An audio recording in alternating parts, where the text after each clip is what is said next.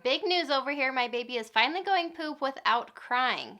You're either thinking this is way TMI or you're dying to know how I'm pulling this off. 1, 2, 3, 4, 5, 6, 7, 8. Good job. Good job. Hello, I'm Cassie from Custom Built Parenthood. We're talking today about what to do if your kid is constipated. I've got a bunch of easy ways to help your baby or your toddler or your child poop. Unfortunately, I've had a lot of experience with this with my 3 kiddos, and it's just something that can be really difficult, hard to figure out, and really sad because your child is really struggling, they're in pain, and it can be a process for sure to really identify what's going to help them out. So hopefully you'll gain a lot of ideas from this beyond just the classic traditional remedies that you can find everywhere online. Sometimes those work, sometimes they don't. So I've got a few extra ideas to help you try some new things. First thing I want to say is, when I say baby, I'm really talking about a baby over 6 months of age, just because this is really the only experience I've had. When my babies are exclusively breastfed or bottle fed, we're not really dealing with constipation, and I don't think it's very common at all. It's usually once you're introducing solid foods, that's when you run into problems, and that was certainly my experience. So I have a 7-year-old now that when she was probably 18 months old, we started really struggling with this with her. And then my 1-year-old right now, it started when he was about 6 months old, pretty much right when we were introducing solid foods. And then I do have a middle son that has never really had problems. So it's really just however their tummies are, you might need to customize what you do for each child. So I'm gearing this towards babies 6 months and older, and hopefully this will help really with any age. I'm still doing a lot of these for my 7-year-old, so it's applicable for any age past 6 months old. All right, so first let's address signs that your baby needs help pooping. It's important to recognize when your baby might need a little bit of intervention, a little bit of help. So there are 3 things I kind of want you to look at. Number 1 would be the state of your baby. Number 2 would be the state of your baby's poop. And 3 would be the frequency of their poop. So when it comes to the state of your baby, for me, that's the obvious indicator that they're needing some help. So they're uncomfortable, they're crying when they're trying to go, or they're trying to go often but can never really get it out. Firm belly can definitely be a red flag, as well as tight back muscles will commonly come along with that. And then also a loss of appetite. I noticed that especially with my son, they just won't even want to eat because they're so uncomfortable. So all of those things can be indicators that there might be something worth looking at. Next is the state of your baby's poop. So hopefully you kind of know what normal healthy poopy diapers would look like for a baby. But if you don't, then the things you're definitely gonna wanna notice if there's a problem would be bloody, black, or really firm stools. If any of those things are happening, that's an immediate, you should probably take a look at helping them out with that. Lastly, the frequency. Every baby's different, every child is different, but definitely if it goes between 5 and 10 days without a poopy diaper, it's probably time to start thinking about what you can do to help your baby. All right, so we're ready to move on to easy ways to help your baby poop.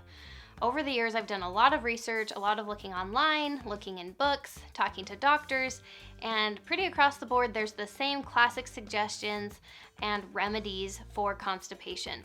They're all very helpful and can be very effective. They've never been able to single-handedly address my child's problems, but they're still worth mentioning, and maybe they'll do the job for you. So first of all, baby massage, warm baths, putting their knees into their chest, or doing like bicycles with their legs. All 3 of those can be beneficial, and there's tons of information online, probably videos showing you how to do these things. And then the other big thing that's probably the most effective but also can be the most overwhelming and intimidating is your baby's diet.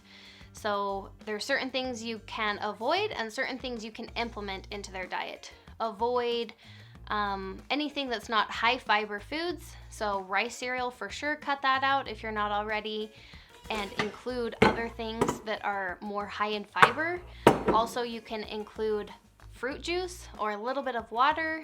You'll want to get the right ratio for your baby's age. If you're doing that, a pediatrician can help you out with that, or maybe even online you could find that information. You don't want to go overboard, just a little bit to help them out. And then also avoiding foods that your baby is maybe sensitive to. This, in my experience, takes a lot of trial and error to figure out maybe foods that tend to cause more problems, but think the big things like dairy, eggs, gluten. Those can all be big culprits to having some tummy troubles with your baby.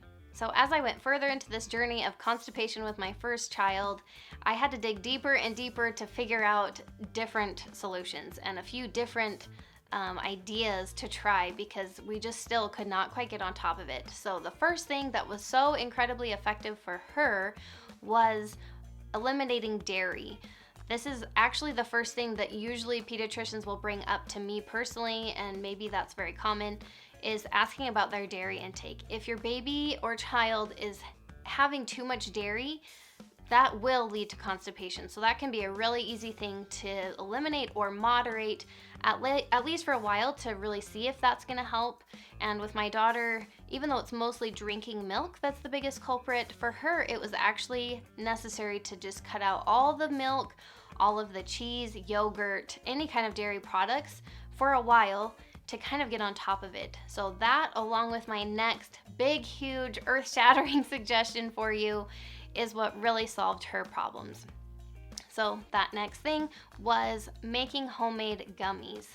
It's not my recipe. I will link in the description below the recipe that I got this from. It's Wellness Mama. She's an amazing blogger that has so much information about all things natural living, so check that out. But basically, you're just gonna make homemade gummies, so kind of like fruit snacks or things like that. It really is a gummy. So you're using beef gelatin powder, you're using tart cherry juice, or really any kind of strong juice, and honey. That's it.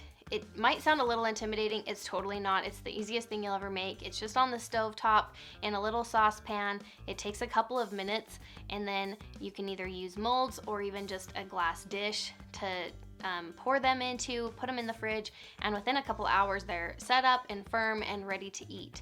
So all three of my kiddos take these every single day, and this has totally solved all the constipation problems around here.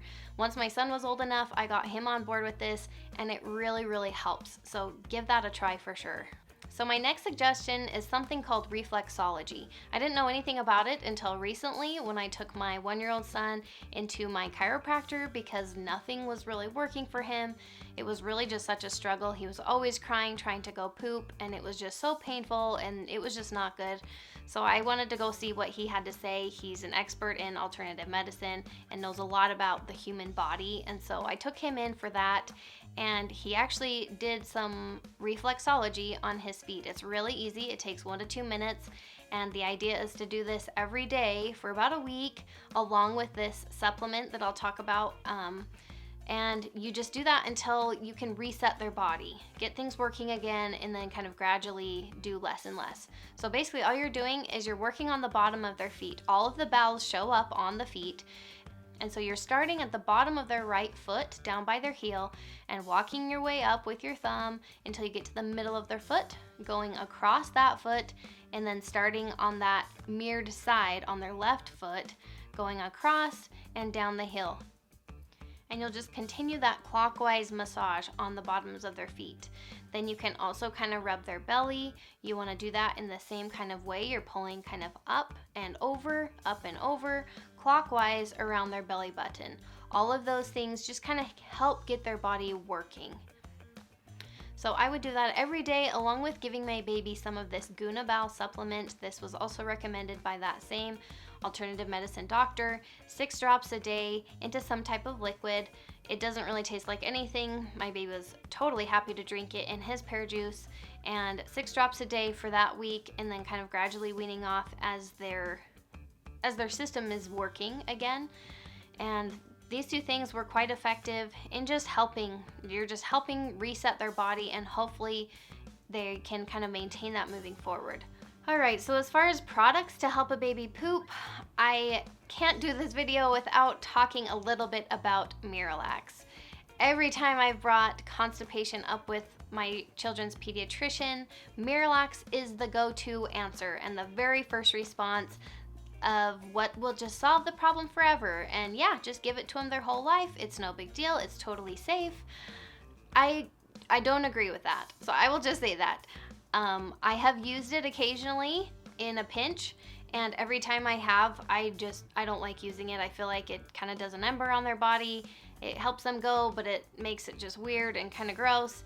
And the point is, Miralax isn't approved for kids, and it's definitely not meant to be used long term. I have definitely come across plenty of information saying that your body gets dependent on it. Essentially, you get addicted to it because your body now won't know how to function without it. And I don't want to get that going for my baby, going for my child. I don't want them to have Miralax their whole life. So I personally do not prefer to use Miralax, but I have found a couple other good options. So the first one is this Mommy Bliss Constipation Ease supplement, I guess. I don't know, natural kind of medicine, I guess. You can give it to your baby twice a day, 6 months and older. And it's just something I found at the grocery store one time at the very beginning of my son's journey because he was so little. I was just trying to find something. It's, I think, mostly prune juice and a couple other things that can just help them out. So you can give that a try. It's available online and probably at your local grocery store and is definitely not expensive. Another product worth looking into is probiotics. This was actually recommended to me by my pediatrician this last go around when I told him I wanted some alternatives to Miralax, and he brought up probiotics.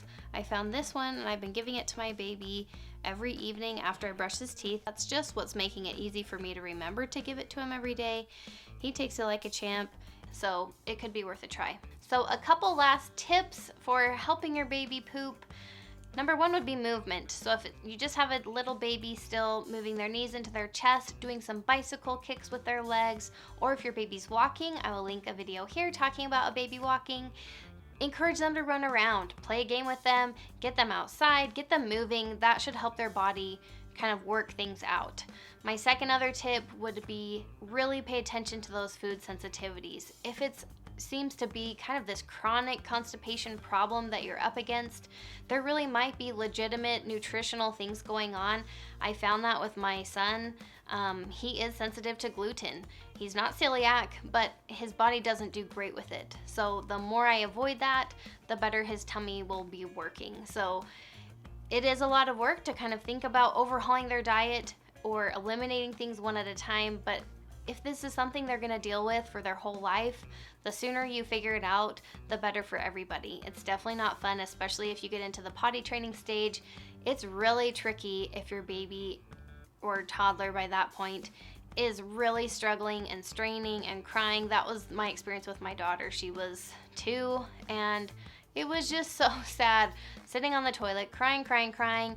It makes potty training so much harder because they are so uncomfortable and in pain. So the sooner you can figure it out, the better. There are a lot of options and a lot of good natural options, a lot of good options you can do at home. So I hope something from my experience can help you out. I hope some of these suggestions were helpful to you. Hopefully you can just pick one little thing to start trying. Don't get too overwhelmed. Just try one thing at a time and see what ends up working for your baby. If you enjoyed this video, go ahead and give it a thumbs up. You can subscribe to my channel, hit that bell notification button so we can see more of each other, and we'll see you next time.